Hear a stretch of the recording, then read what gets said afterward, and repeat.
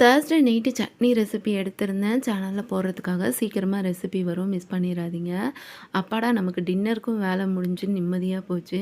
அன்றைக்கி மார்னிங் வந்து பொட்டுக்கடலை சட்னியும் ராகி தோசையும் செஞ்சுருந்தேன். அதுவும் கொஞ்சம் கொஞ்சம் ஃப்ரிட்ஜில் இருந்துச்சு.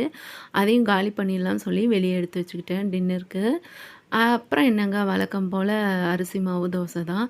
அதுதான் டின்னருக்கு செஞ்சுருந்தேன். ராகி தோசையும் 1, 2 ஊற்றிக்கிட்டேன். ராகி தோசை ரெசிபி ஆல்ரெடி நம்ம சேனலில் போட்டிருக்கேன். பார்க்காதவங்க ப்ளீஸ் யூஸ் பண்ணிக்கோங்க. யூஸ்ஃபுல்லான ரெசிபி. ரொம்ப ரொம்ப உடம்புக்கு நல்லது. மிஸ் பண்ணிடாதீங்க. இந்த சட்னி வந்து பார்த்திங்கன்னா சின்ன வெங்காயம், அதுக்கப்புறம் கொத்தமல்லி தழை இதெல்லாம் யூஸ் பண்ணி செய்யக்கூடிய சூப்பரான டிஃப்ரெண்ட்டான சட்னி. மிஸ் பண்ணிடாதீங்க. ரெசிபி வரும் சீக்கிரமாக. டின்னர் செம்ம டேஸ்டியாக இருந்தது. என்ஜாய் பண்ணி சாப்பிட்டோம். நெக்ஸ்ட் ஒரு விலாகோட நான் வந்து உங்களை மீட் பண்ணுறேன். தேங்க்ஸ் ஃபார் வாட்சிங். பாய்.